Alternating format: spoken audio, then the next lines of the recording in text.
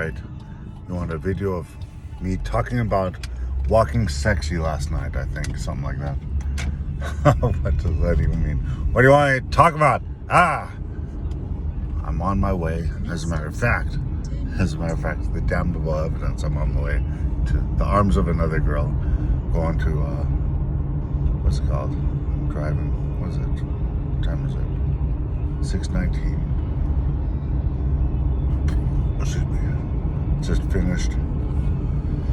finished writing a write-up, the notes and comments of that meme that I made, the 16-way picture.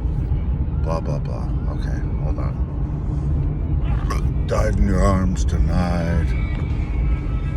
Choose a row of your favorite, things from nostalgia. It's such a great post. Gotta send that to you. Anyway, so yeah, I'm driving Cave Junction of all things. We're gonna go. Me and Emily are gonna go find what's it called? A Ouija board. We're gonna do a Ouija board on a grave to enrich and enliven and enfeeble and embrace and love and lift and uplift the fact that it's the solstice, the longest night tonight. Me and Emily are going to celebrate the longest night tonight by summoning demons using a Ouija board on a grave somewhere. We're gonna figure it out as we go. Things will unfold. Right? Here we are at Albertsons, right? Go straight.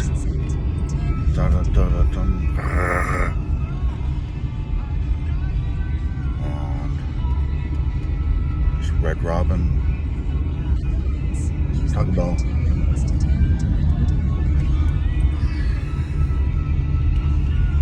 I walk sexy. All right, what does that mean? What do I see? Like I said, I said I get paid to be a fashion model. I got paid in clothes. If that, I just had a lot of fun. Be a fashion model.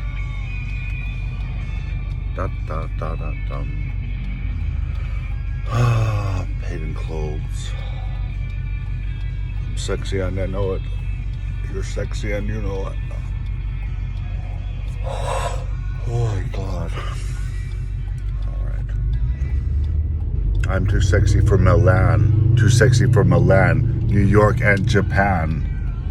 That's right. That came out while Pete and I were fashion models. It was so perfect. The universe blessed our existence as fashion models with the exact right popular song at the time. It's so amazing. I'm too sexy, right, said Fred. Oh my God. I've been to Milan. I haven't been to Japan though. I've been to New York, Milan. That picture of me standing next to that big Nutella jar, that was in Milan. That was in the World's Fair in Milan that Pete and I happened upon. That was crazy. Oh my God, why? How did we end up there? Oh, we just happened to end up in Milan, driving up north from Paestum, all the way up, around and around. Saw the bonfires as we were driving east to west, the lower part of Italy. Along this little highway, there was bonfires. It was night. Every quarter mile or so, there's a lot of them. Every quarter mile or so, there was these bonfires, and my brother and I realized these are prostitutes, and I said, I'm gonna try it. And what ended up happening was, we stopped at a bonfire, and there was a girl there, as luck would have it, and she apparently didn't speak English. I said how much, and she held up her fingers, like two like that, as opposed to two like that, flipping me off. And so I got excited. I went and got $20, whatever, 20 euro, and she dragged me to the, inside where the bushes were, away from the road, and it was night. And I wasn't even in the mood. I just wanted to see if it was true that these were actual prostitutes, as we suspected they were, and apparently they were.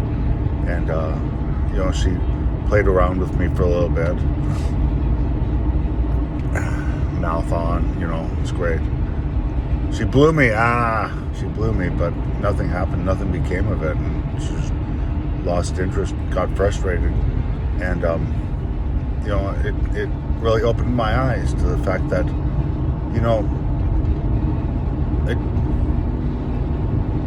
communication really turns me on, and non-communication kind of turns me off, apparently. So that was nice to figure that out. Passing World Community College.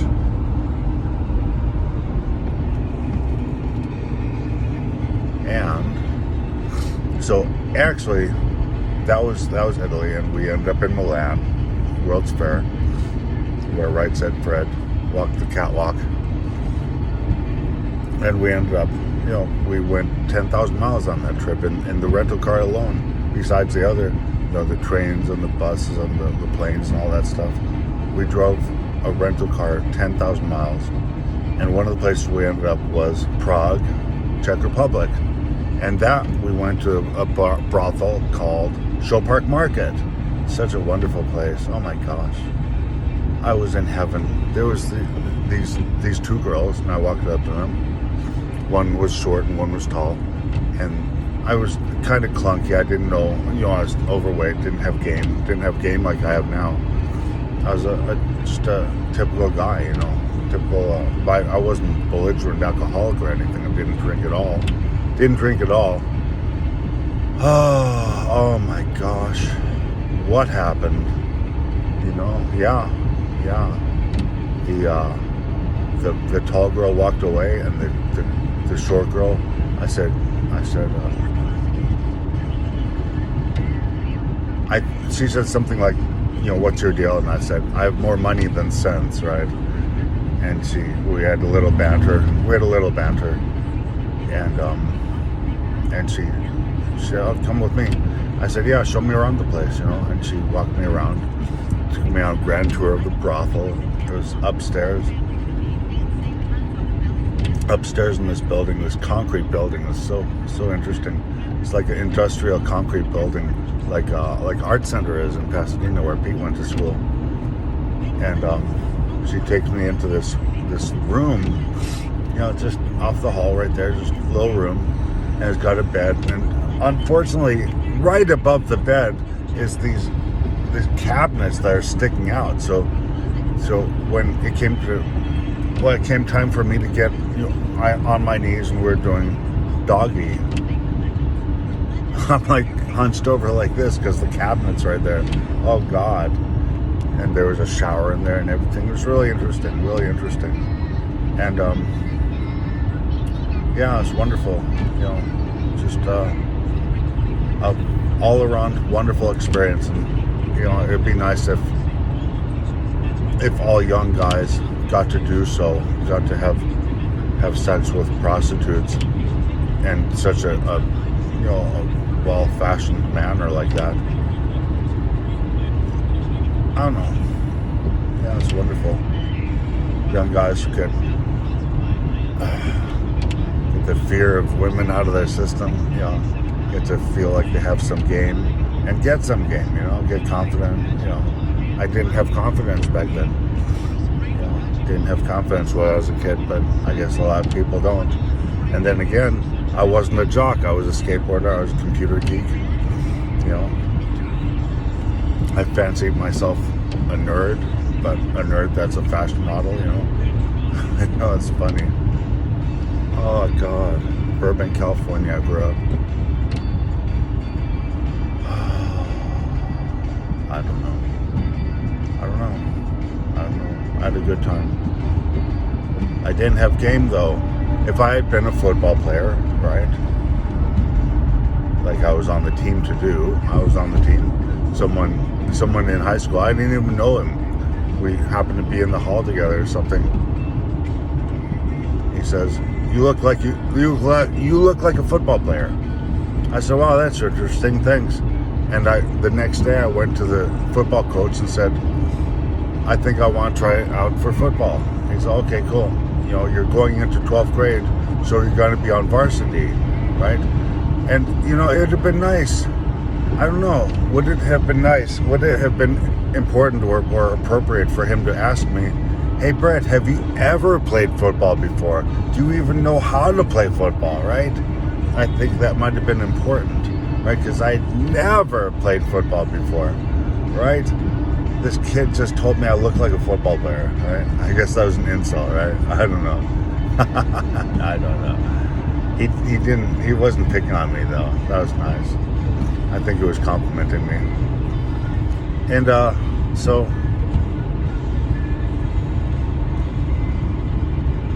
yeah, football.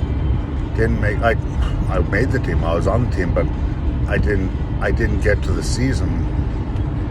Because what happened was, I joined football in the spring semester, and there was spring training. So, didn't play football. I just hung out in the locker room sometimes, and, you know, hung out, this and that, you know, maybe did this and that. Nothing intense or anything, that was for sure. And it gets to summer, and, God, that was so amazing. I was in this business class in that semester, and I did so well. I was like valedictorian of the class. I was the top student in that class, and because of how well I did in that business class, I always forget the word. I always mess up the word. I was recommended. I was honored with an invitation to attend this business week. It was a overnight thing for a week at a university there in Burbank called Woodbury University that Doug went to. My best friend Doug in high school. One of my best friends in high school, Doug. And Woodbury University. We're there for a week, talking about business and yeah, I didn't know what I was doing there. I was just hanging around. There was a pool. It was hot. It was over 100 degrees every day. It was 100 degrees at midnight every day at that point in Burbank, California. It was crazy hot. Anyway, so you know, I don't know shit from Shinola. You know, I just hanging around. And at one point in the class, in the business week, they had this at one point in the business week, blah blah blah, they had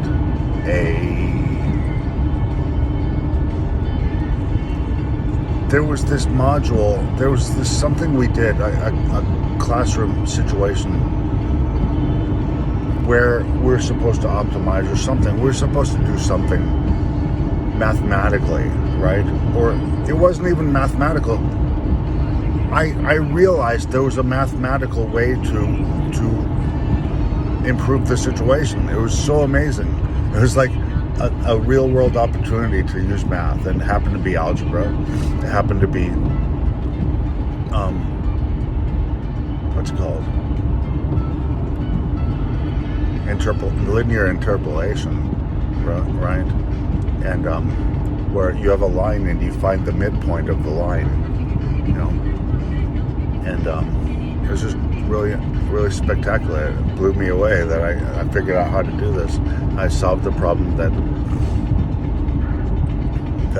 wasn't even assigned. That was the amazing thing, right? I assigned it to myself and I solved it. I was like, wow, right? Just amazing. And at another module in that business week, the CEO of Disney was there, whoever that was, Michael Eisner or whatever, was there giving some pep talk to us in this bigger room. And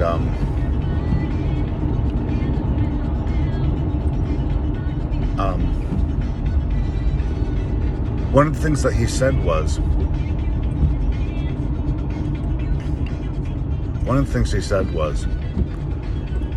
Touchstone Pictures is a part of Disney. It was literally Hollywood Pictures and Touchstone Pictures, right? Touchstone Pictures was literally created to separate adult-themed movies made by Disney from kid-themed movies made by Disney. Touchstone Pictures and Hollywood Pictures, but especially Touchstone Pictures. So I don't know if you know that. You know, it's a little bit of trivia there. And he was saying, matter of fact, I think, he did mention Black Hole. There was consideration for Black Hole. I guess Black Hole.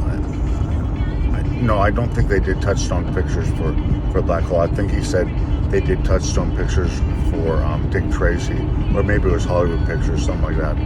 But Dick Tracy was the changing point, the sea change there in the Disney. But then Black Hole was apparently such a flop that Disney had to rethink their business model and things. Had to rethink their life decisions. Black Hole. I saw Black Hole in the theater. Did you? Whoever you are, whoever's watching this, Black Hole in the theater. What was that, 1979 or something? Oh my God! I thought it was so watchable for me, but what did I know? You know, it's not a watchable movie as far as I remember. It's just boring. And then they get to the black hole and they go in. It's sci-fi. What's it called? Special effects, you know. All the special effects on the poster, you had to wait the whole movie to the end to see, because the whole movie they're just approaching, right? As you would imagine, for thousands of generations, you'd be approaching a black hole before you finally get to it. You know, get sucked in. Oh, it's like the head Sark, the robot from Tron in Black Hole. Right. It's like they were the same designer of that robot. Same whatever. I don't know. What do I know? My bad memory. Tron. Don't have the brake on, do I? Yeah. This song was in Birdcage. Do the conga, I think. Birdcage was such a great movie, I tell you. Oh my God. What a great movie. Oh gosh. Oh my gosh. Okay, what do we got? I should look at the map. What time is it? 6:36.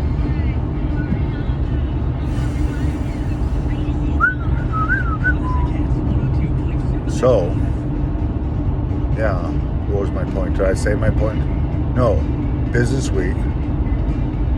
Football team, right? So I went to the business week, and then I got kicked out of business week because there was a list of rules on the wall at business week, and I made it my life goal to break all those rules. And one of the rules was don't drink. And my friend Dave Feldman, you know, and my shithole buddies came and visited me, and someone brought it brought a bottle of tequila for me. Oh, here, Brett, here's a whole bottle of tequila for you. Okay, great. What do I do with this, you know? Maybe I asked for it, I don't know. Oh, yeah, sure, tequila, I've heard of that. Give me some tequila. Okay, here. Right? We've got, you know, bags of liquor for everybody, all these 4 or 5 kids. And whatever happened, you know, afternoon turned into evening. And here I am, bottle in hand, stumbling down the halls, and I literally tipped it up one more time and just passed out. And next thing I know, I'm being revived, and I was brought into the day room, the living room of the place, and they said, "Oh, we called your dad. He's coming to pick you up." And I started crying, and my dad comes. My dad arrives, and he's at the door, and I start to walk, and there was this girl there. Oh my gosh, this girl that I fell in love. I saw her the first day I was there. I never saw her again. I saw her the first day. On the first day I saw her, I had the guts to go up to her. I said, "You know, I write poetry, not that clean." not that suave and smoothly as I just said. I clunkily said, I write poetry, something like that. And and she kind of gave me this attitude like, so, or doesn't everybody, or yeah, right, or I don't care, or go away, or maybe it was all in my mind, or maybe it was just I just was awkward, and I was awkward, and it's just and why did I say that? I didn't have the words. It didn't occur to me to say, you are poetry in motion, girl, whoever you are. So I didn't see her again. This was like, the Monday was when we got there, and probably Wednesday or Thursday was when I got kicked out. And I'm in that room, and I'm walking towards my dad to leave, and that girl is there among, like a bunch of kids are there seeing me, like not applauding, but they're all like pouting, oh, this guy got kicked out, and the girl was there, and I fucking did it. I walked right up to her, and I gave her a kiss right on the mouth. Oh my God. Oh my God. And I hugged her, and she hugged me back, and I left, and oh my God. Oh my God. Oh my God. Thank you, God, for the little blessings. I tell you what. It doesn't take much to make me happy, I tell you. But yeah, that was as spectacular as I could possibly have hoped for in my whole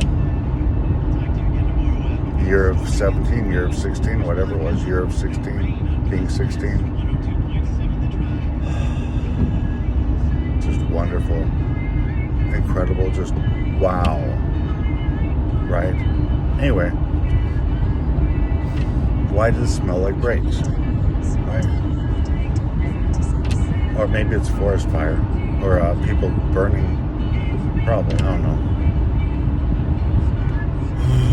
6:41. Anyway, so I get back from business week, tail between my legs, and there's still the matter of continuing this farce of trying to be on the football team, right? Not that I had to try.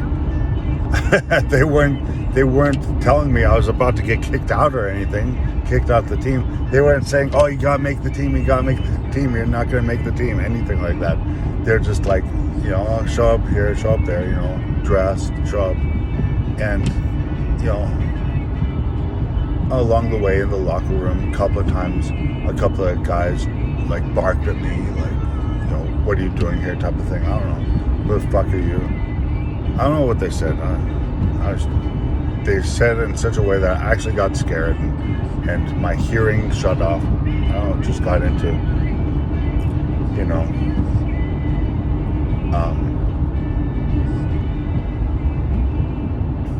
defensive mode, fight or flight. Okay, here we go. Tally ho.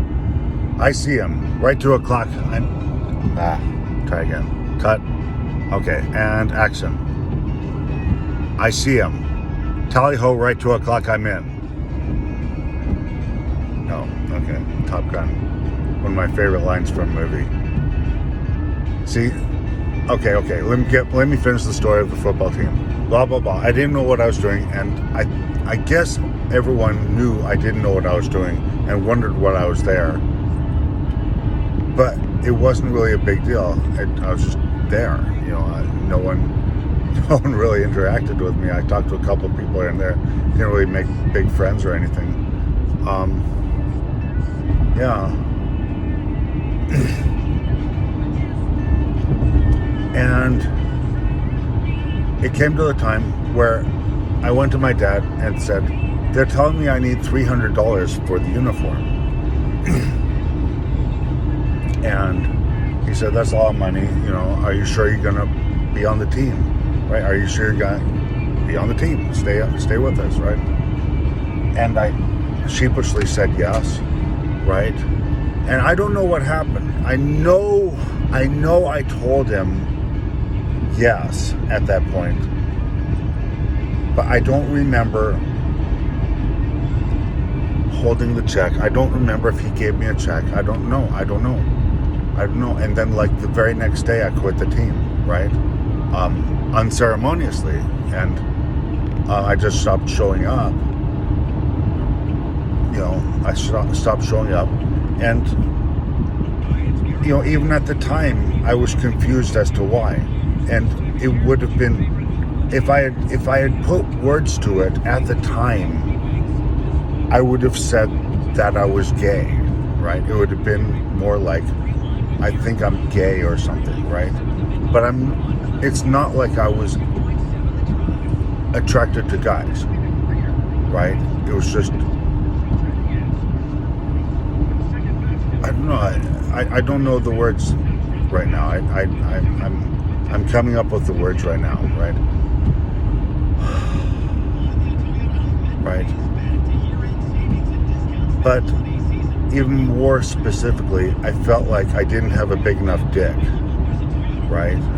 And I know I felt that at the time, but I don't know if I had the words for that at that time.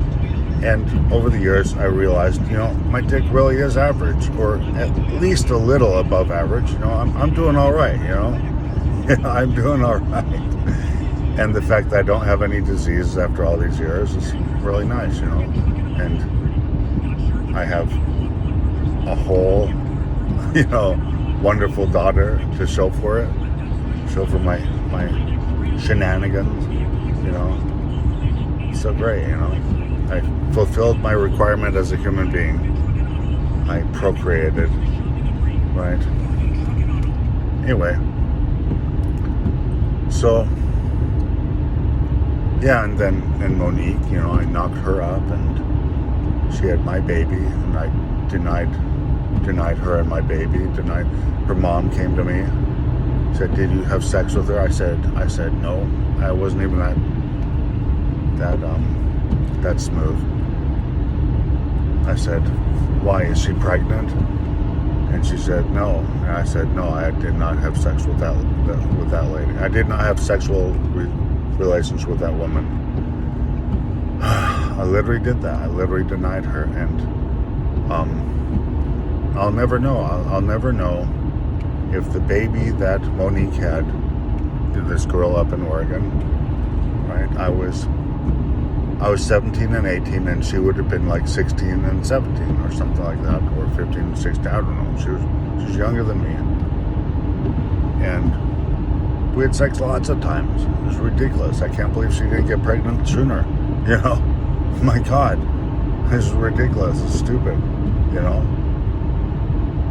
And she had sex with more than me, and it was known, and it was fine. And she was beautiful, and she was ugly, and she was Mexican, and she had nice breasts, right? I guess. Just regular. She was spunky. She was actually fun, lively, right? She had friends, and I basically didn't have friends, and the friends that I did have, I didn't bring Monique around to my friends, right? And it's just like a typical thing for guys to do, I guess, is private dancer, part-time lover.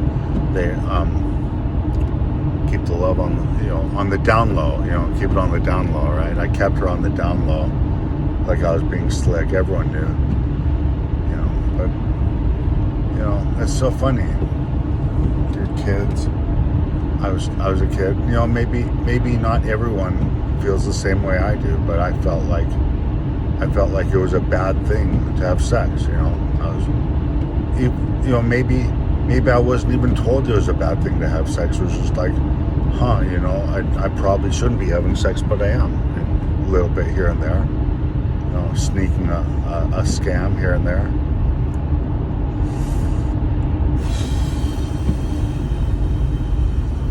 Looking for Chevron. I see him. Tally ho, right 2 o'clock, I'm in. Anyway, so slow down. All right. Yeah, 40. Okay. It's raining. It's pouring. The old man is snoring. So anyway, I'll never know if that baby that I saw Monique pushing in a stroller a year later was mine, because in recent years Monique killed herself apparently. Oh shit. Maybe it was me. Maybe she pined after me all these years. But then she was with my brother too, so maybe it was his. I don't know. Maybe the mother went to all these men, these boys. You fuck my daughter? No, ma'am, I did not fuck your daughter. Oh no. And then, I skated through life, dodged bullets, took bullets, dodged bullets. Was never a breadwinner, all that stuff. All right, that's it for now.